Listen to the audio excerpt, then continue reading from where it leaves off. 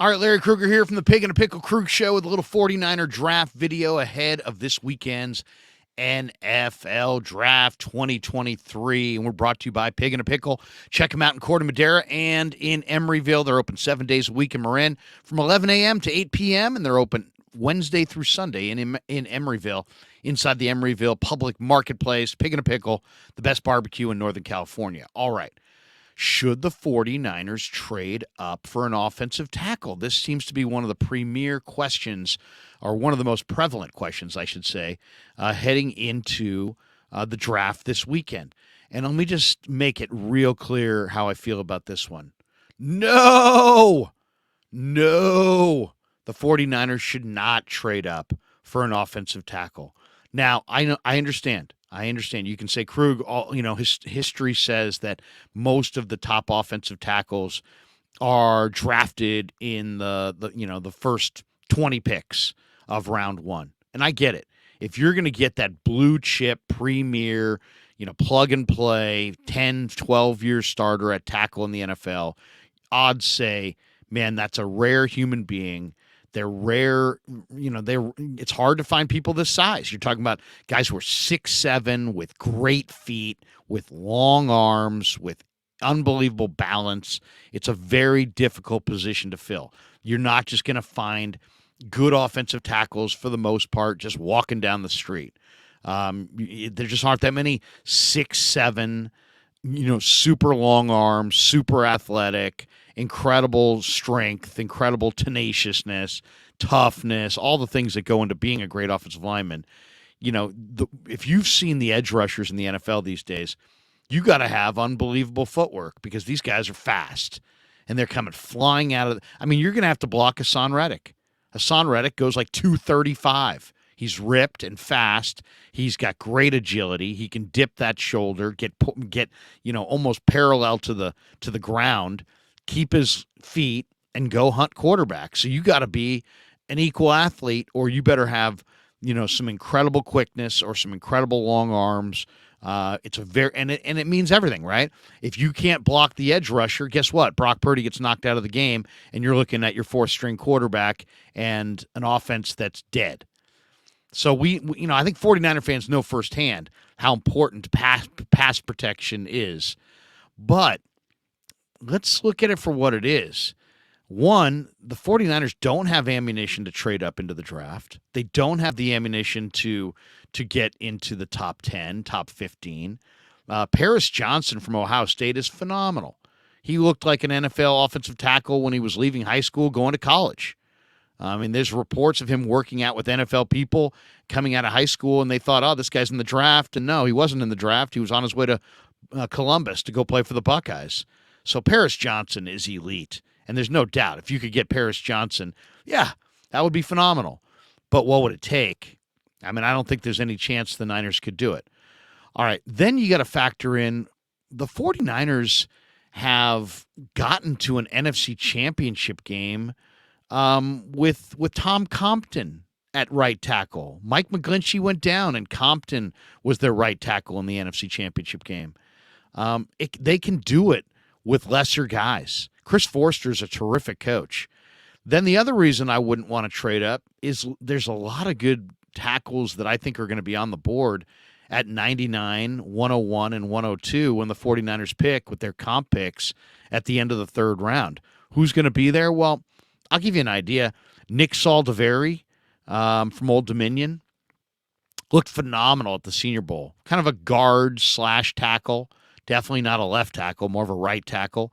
He's going to be there. Blake Freeland from BYU is a really intriguing player. You're talking about 6'6", 6'7", long arms, great athlete, great lower body explosion. I think he had like a 40-inch vertical. For that for a man that size to be able to get off the ground, that shows some premier athleticism. Freeland is nice. Wanya Morris from Oklahoma is nice. He could be there. I really like Jalen Duncan from Maryland. He very much could be there. So all the more reason right there you don't trade up. Now, to me, if you're saying who do you really like at tackle in this draft and where do you project them going? I like some guys in this draft that I think are real real sleeper players along the offensive line. To me, the most important thing for an offensive lineman is not, I mean, arm length is huge. You got to have arm length, especially at tackle, because it's all about the geometry.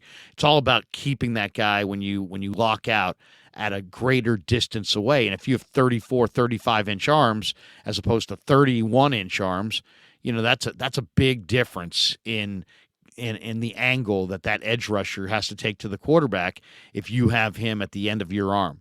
So, but to me, the real defining trait of what makes an offensive lineman great, it's not. I mean, arm length is very vital for sure, but to me, it's all about toughness. It's all about mindset. Are you looking to bury that guy across from you? These players are so rare because there's so few guys walking around the planet who have long arms that are 6'6" or taller, that are tough and athletic and competitive and all the traits that you need.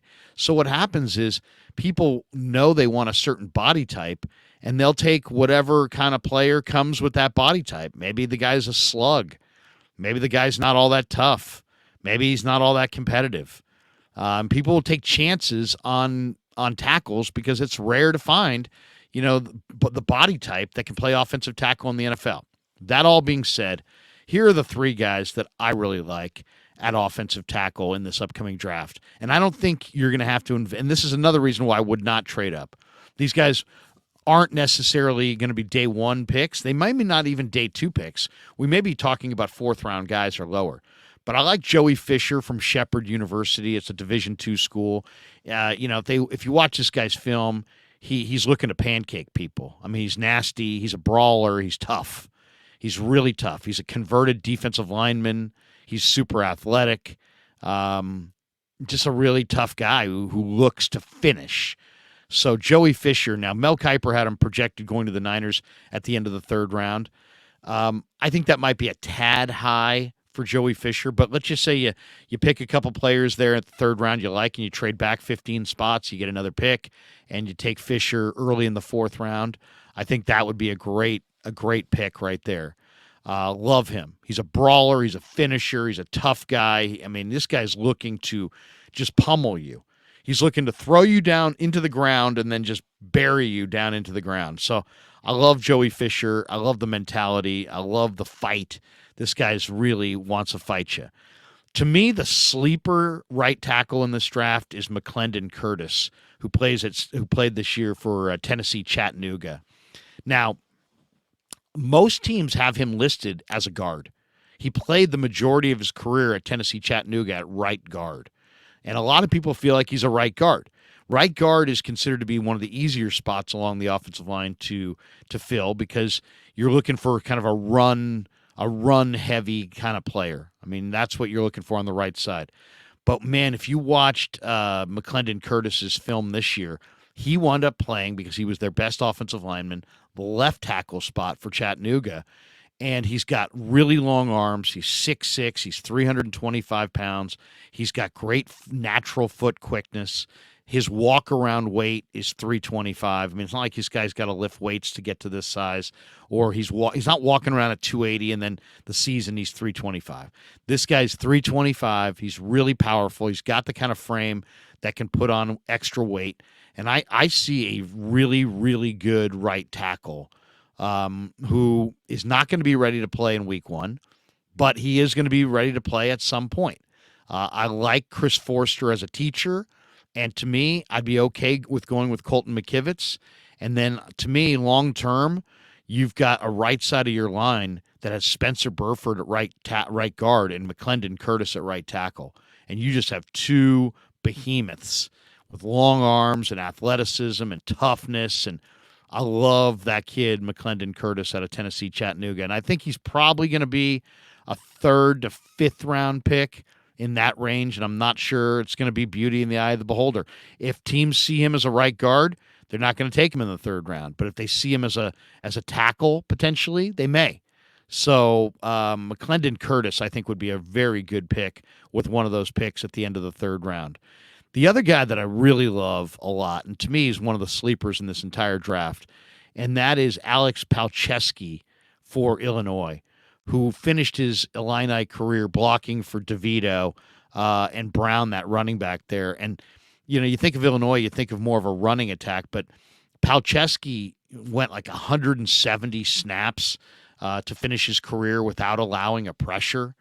Really, really tough kid. His parents came from Poland. Yeah, football is something he's played ever since he's been here, and he's an excellent pass protector. And a Big Ten, a 6'6", 320-pound, Big Ten coached offensive lineman who's an outstanding pass protector. I love him.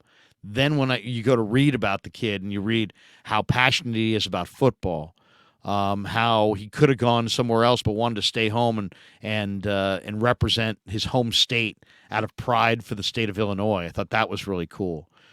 This kid's an academic All-American, so he's a smart kid as well. Believe me, intelligence is one of the most underrated aspects of being an offensive lineman in a Kyle Shanahan offense. Between the personnel groupings, the formation variation, the shifts, the motions, you better be freaking football smart to play offensive line in San Francisco, or you're not going to make it. Palczewski really is. And to me, the kicker, he's got the wrestling background.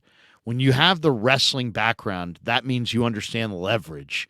And I just love this player. I think he's probably going to go in the 5th round, but you know what? It wouldn't shock me if he's there in the 7th round. It wouldn't even shock me if he went undrafted. But Alex Palczewski from Illinois is a player. He's going to make it in the NFL. His strength, believe it or not, is pass protection, but he also understands leverage, and he's tough. This kid will fight you. So I love those guys. I love Palczewski. I love McClendon Curtis. I love Joey Fisher. And then if you're just looking, this is not necessarily a tackle. He's more of a guard. But the kid who went to Sarah, who played for UCLA this year, who also really smart kid, converted D lineman, is just has a defensive personality, defensive mentality. He's more of a guard than a right tackle, but I think there's potential for him to maybe play a little right tackle. Antonio Maffei is his name. He went to UCLA. Tough, wide-bodied, probably a right guard, but there's a chance he may be a right tackle, and he's another guy, late day 3, that, he's as broad as he's really, really wide-bodied guy, but he's not fat, and he's definitely tough and smart and experienced, and he used to be a defensive lineman, so he's probably a little bit better athlete than a lot of these offensive tackles. The best athletes typically play defense. So remember those 4 names. Really remember those 8 names. Nick Saldiveri, Blake Freeland, Wanya Morris, Jalen Duncan. I think that's the tackle group that the Niners will probably be staring at as the 3rd round clicks off. But, even after the 3rd round, Joey Fisher from Shepherd, McClendon Curtis, Tennessee Chattanooga, Alex Palczewski, Illinois, and even Antonio Maffei from UCLA. Those guys are all there, and I love them all. So do you trade up for an offensive tackle? No, you don't. You got it done. You almost went to a Super Bowl with Tom Compton. If you know your Niner history, you know that the Niners won a Super Bowl in 1981 with Dan Audick on the offensive line. Great offensive line play is about picking guys that fit your system, coaching them up, giving them the reps. They have to be mentally and physically tough. And you can find guys who are mentally and physically tough, after round 1. The blue chip guys who are just ridiculous athletes, those guys are going in round 1. And if you want a blue chip guy like a Trent Williams was a blue chipper, those guys are going to cost you. But the Niners don't have the draft pick ammo to get up that high to get those guys, so it's kind of a moot point. And also the tackles that will be available to them in the 3rd round are all very attractive.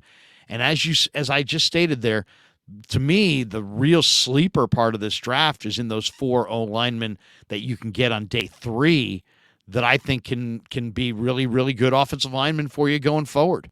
So if I could pick one, I'd probably take McClendon Curtis. But I like all those guys, and those guys that I like on day 3 would be the reason that I would not trade up in round one for an offensive tackle. All right, hope you enjoyed the 49er video. Check out Pig and a Pickle. They're in Emeryville and Corte Madera. They're open 7 days a week in Marin from 11 a.m. to 8 p.m. And thanks for supporting The Krug Show on YouTube.